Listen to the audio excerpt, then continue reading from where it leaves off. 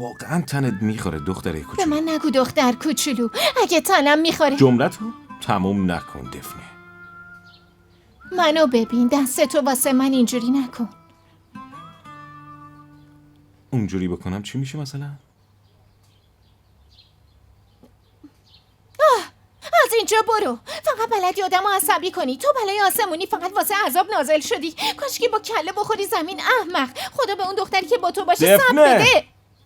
نفس بکش. من به این هرچی بگم بیفایده است. هرچی بگم یه چیزی جواب میده. حتی اگه بگم هیزم حیفه. هیزم اقلا آدمو گرم میکنه.